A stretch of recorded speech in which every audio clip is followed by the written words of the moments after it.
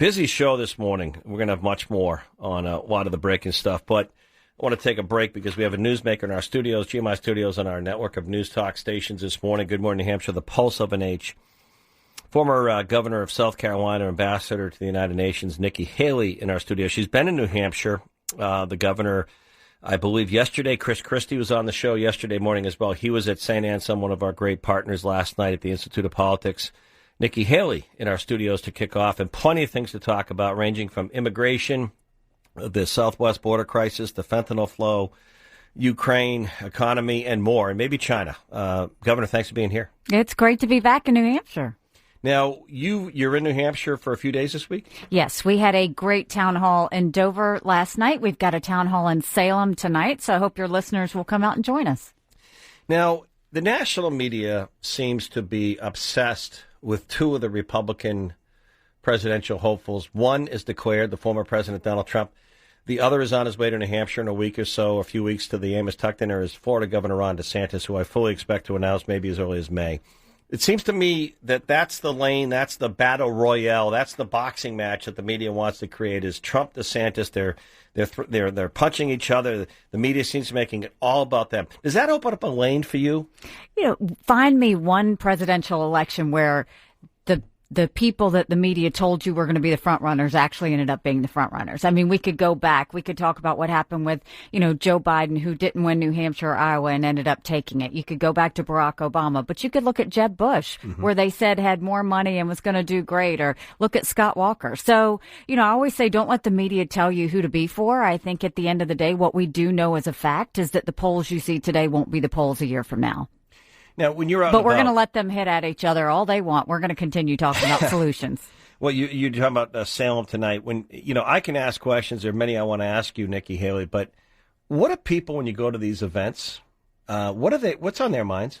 Because it may be different than what the national media is talking about. It probably is. A few things. I mean, the economy, and then the second thing we hear a lot about, which is what I'm rolling out my solution plan today, is the problem that we have with illegal immigration. I mean, it will be priority number one when I become president, is to turn around and make sure that we deal with illegal immigration the way we should. The idea that 4.5 million people have crossed the border, the idea that enough fentanyl crossed the border last year that would kill every single American, the idea that we have lost more people to synthetic opioids and fentanyl than the Vietnam, Iraq, and Afghanistan war combined. In 2021, 70,000 people died. Why does nothing happen on all the above in Washington? I mean, the immigration crisis, no one has a plan.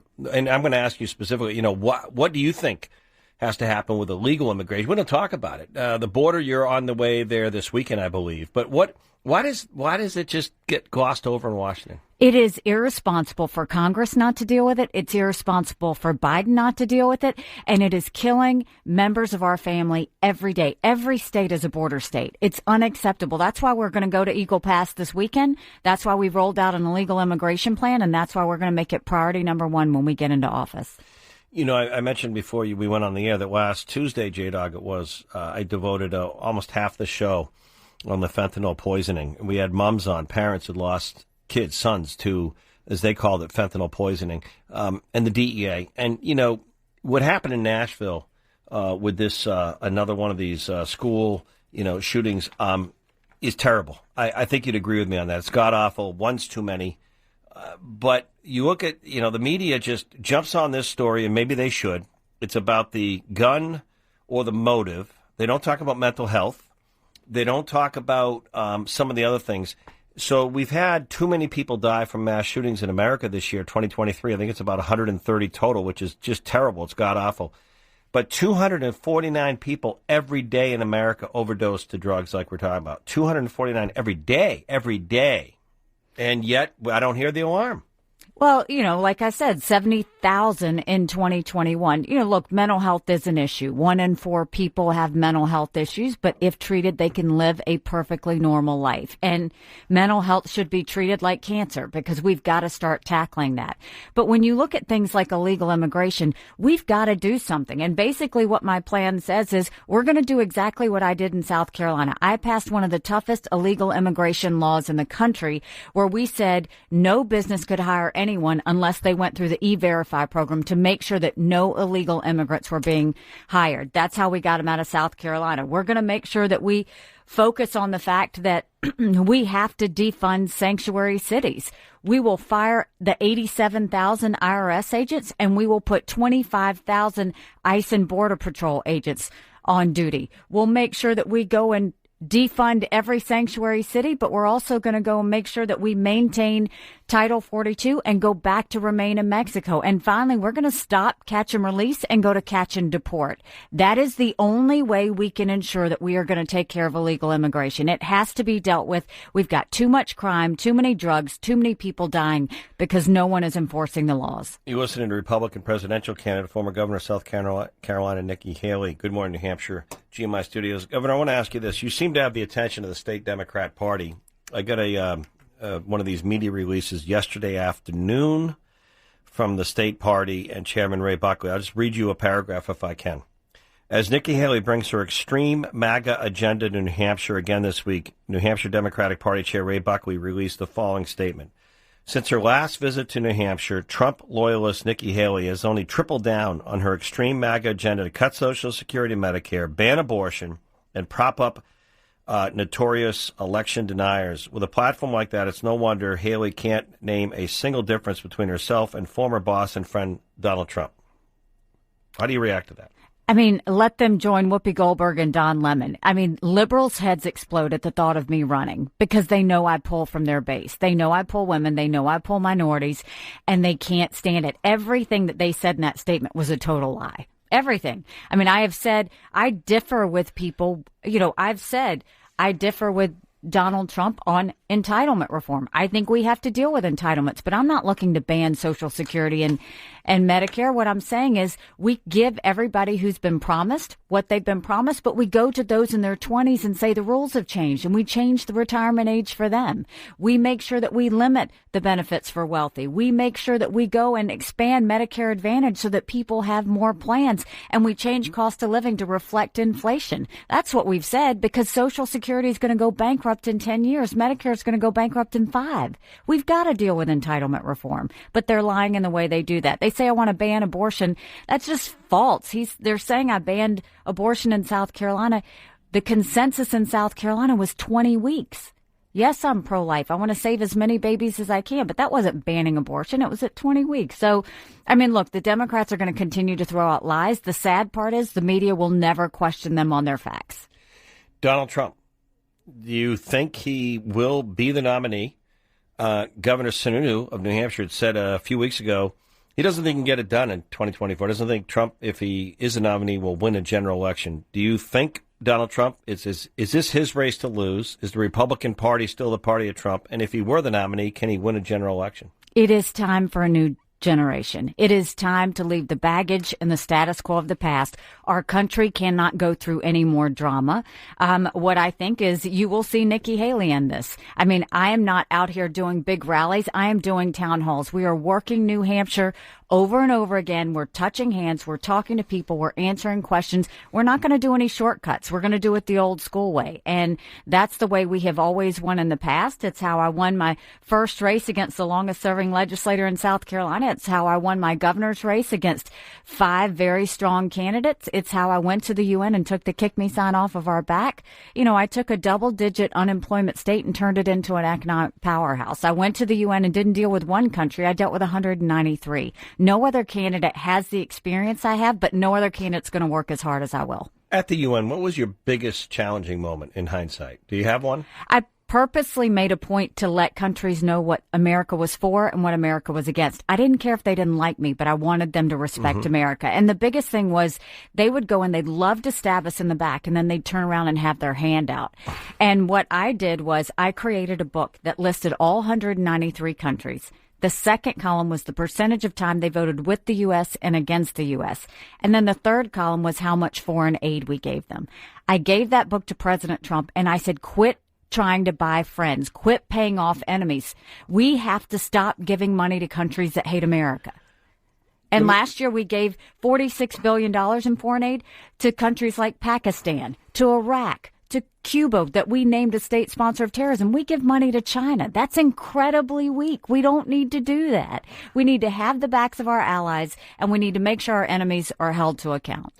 How do you differentiate yourself as a governor, former governor, and governor of Florida, Ron DeSantis, in a couple areas? Look, I think DeSantis has been a good governor, but I'll tell you, when I was governor, number one, we passed voter ID. Number two, we made sure that we passed the strongest illegal immigration bill in the country. When I left, we were an economic powerhouse. We were building planes with Boeing, more BMWs than any place in the world. We brought in Mercedes-Benz, Volvo, and 5 international tire companies. We moved 35,000 people from welfare to work, and we put things in our prisons that created the lowest recidivism rate in the country. We changed it to where kids that couldn't read by 3rd grade couldn't go to 4th grade. I mean, there were multiple things we did, but the thing that no one else has is combine that executive experience with foreign policy experience. We are going to have foreign policy issues for the next 2 decades. We have to be ready to deal with China. We have to be ready to deal with Russia. We have to be ready to deal with Iran and North Korea. America looks incredibly distracted. And when America's distracted, the world is less safe. I will make sure we put our priorities back in order again. I want to ask you one question, then maybe take a quick break, if you will, and we'll wrap it up and come back in a moment in our you very successful in terms of being governor of South Carolina, ambassador to the United Nations. I believe your family, I believe you said your husband served in the military. You have a family and all that. Why would you want to run for president in this environment? I mean, you know, it's such a divisive environment. Social media is so harsh and cruel. People don't even know someone today, and everyone's an expert. And if you don't agree with someone 100%, the name calling starts. Why not just go start a company, teach at a college, take an easier path? My parents came here 50 years ago to a country that was strong and proud and full of opportunities. I want to prove to them that they made a good decision and that we can be that country again. My husband is a combat veteran. He deployed in Afghanistan. I want to prove to him and his military brothers and sisters that their sacrifice mattered, that we do care about our freedoms in our country. My daughter's getting married in a couple of weeks, and I see how hard it is for her and her fiancé to own a home. And my son is in college, and I see him writing papers he doesn't believe in to get an A. We need to go back to being a strong and proud country. We need to stop this defeatism. We need to stop this socialism track that we're going down, and we need to go back to what it means to be American. How did the socialism track and the negativity in America take so much root and hold with younger people? Well, first of all, let's look at the fact that everybody wants to look at that we're $31 trillion in debt. Biden didn't do that to us. We have to be honest. Republicans did that to us, too. That $2.2 trillion COVID stimulus bill was a socialism plan. It paid people to sit on the couch. It expanded welfare. We now have 90 million people on welfare, 42 million on food stamps. It created a dependency that we're now having to claw out of. And now look at the inflation everybody's feeling. Look at the interest rates everybody's feeling. You can go to your Congress member. It passed 419 to 6 in the House and 96 to 0 in the Senate. We have to hold our Republicans and our Democrats accountable for that. We're going to take a quick break. Nikki Haley live in our studios. Good morning, New Hampshire, GMI Studios. Reminder, Good Morning, New Hampshire, powered by GMI. Seems to be doing it the New Hampshire way, the right way, getting out there, meeting with people, respecting our first in the nation presidential primary. And I appreciate Governor Haley being in our studios this morning. Just want to take a few more moments with you. And again, you're off to where? Salem? You said Salem tonight? Yes, we're going to be in Salem tonight for town hall. Go to NikkiHaley.com to check it out. And we look forward to seeing everybody. And to the southwest border this weekend? Yes. We will go to Eagle Pass this weekend and try and highlight the importance of illegal immigration and why we have to deal with it. Okay, appreciate that. I want to talk a little bit about Donald Trump and the Ron DeSantis again. Not to how do I say this? Not to fuel the national story media-wise. It seems they seem infatuated with Trump DeSantis. But Chris Christie was on the show yesterday. Someone you probably know, former governor of New Jersey, and he had an interesting take on this. He was critical of both Trump and DeSantis on a few points, but he said with Donald Trump, because I asked Chris Christie a question, if you were to nickname Donald Trump, since he nicknames all his opponents, if you notice, in the last election, or 2016, it was Little Marco. He had a nickname for Jeb Bush, Crickard Hillary. He's given nicknames towards DeSantis already, which is obviously he's a threat. The Florida governor is a threat to the former president. And I asked Chris Christie, what nickname would you give to the former president? And he said he would not answer that right now. But my point is, Donald Trump punches, he hits, he defines. And he may even have done that to the Manhattan DA. I don't know if you agree with me. I think he just threw gas on that, not even knowing if he was going to be arrested last Tuesday. I think he just threw that right there. So my question to you is, Donald Trump is, you served in his administration, ambassador to the United Nations. You know the former president well. He said some things about you, same kind of thing. He's taking his shots. So how do you weigh that? Do you punch back hard? Do you just let him punch? Do you, how do you handle when Donald Trump comes at you or anyone with nicknames and saying things the way he does? Do you just let it fly or do you punch back? I mean, look, he threw little softballs. It wasn't anything. And I think that he and I worked together. And the reason we worked together well is because when he was doing something right, I supported him. When he was doing something wrong, I called him out and said, you can't do this. And, I tell people, I don't agree with Donald Trump 100% of the time. I don't disagree with Donald Trump 100% of the time. I don't agree with my husband 100% of the time. But, I'll tell you that I think he was the right president at the right time. We just have to move forward. It's time to move on. And I think, DeSantis and Trump going at each other and calling each other names, the American people don't want that anymore. Right. That's exactly what they don't want. What they do want are solutions and plans like we've given with illegal immigration, like we've said what we will do with the economy, like we've talked about what we're going to do with education. It is time, for the sake of our kids, it's time. 78% of Americans said they don't think their kids are going to live as good of a life as they did. Mm-hmm. That's not okay. We can't be okay with that. It is now time for us to get back to being a strong and proud country again. And the only way we're going to do that is to leave that drama, not let the media dictate who we're going to fight that day, not let the media dictate who they want to be president, and start doing who should be president. Our current governor in New Hampshire, we haven't talked about at all, Nikki Haley. You're in New Hampshire, Governor Chris Sununu. He has said very clearly he's formed his Live Free or Die 501c4 to raise unlimited money nationally, saying he's seriously considering a run for president. He acts that way on weekends on these national TV shows, but right at the State House, he's the current governor. You're not the current governor of South Carolina. DeSantis is still governor of Florida. Sununu is still governor of New Hampshire. Last week, we had a contentious big week at the State House, the legislature. There was a parental Bill of Rights up, and the House, the votes fell short. Governor Sununu, I don't know if he commented on that bill not passing. There was some questions on, more abortion rights have passed, and this is a very narrow margin Republican majority in the House.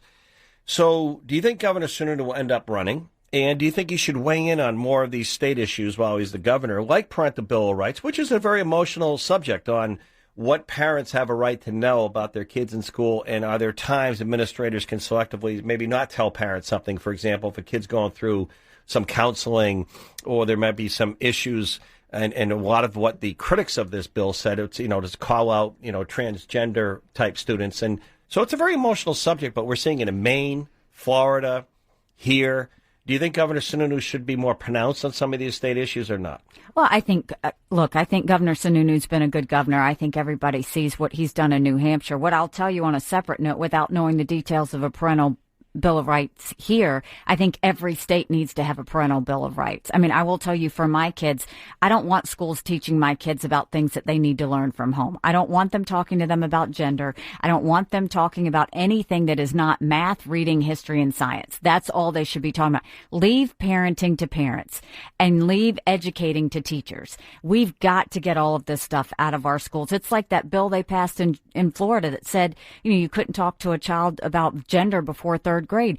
I don't think that goes far enough. When I was in school, you didn't have sex ed until 7th grade. Even then, your parents had to sign a permission slip, and my dad wouldn't sign it. So I was the uncool kid in the classroom next door. That's just, we need to leave that where it should be. We've got to go back to faith, family, and country.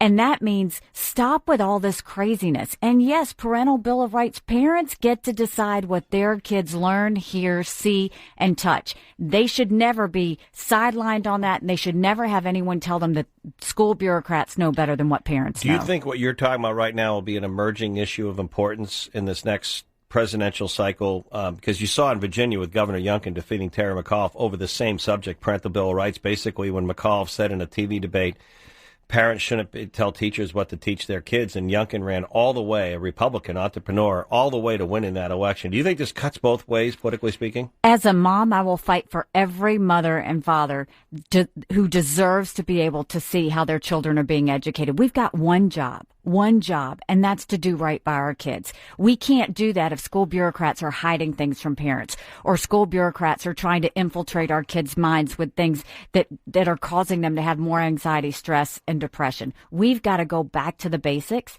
and start focusing on making sure our kids can read and do math. Do you know pre-COVID, 70% of 8th graders in our country weren't even proficient in reading? Why can't we just go back to that?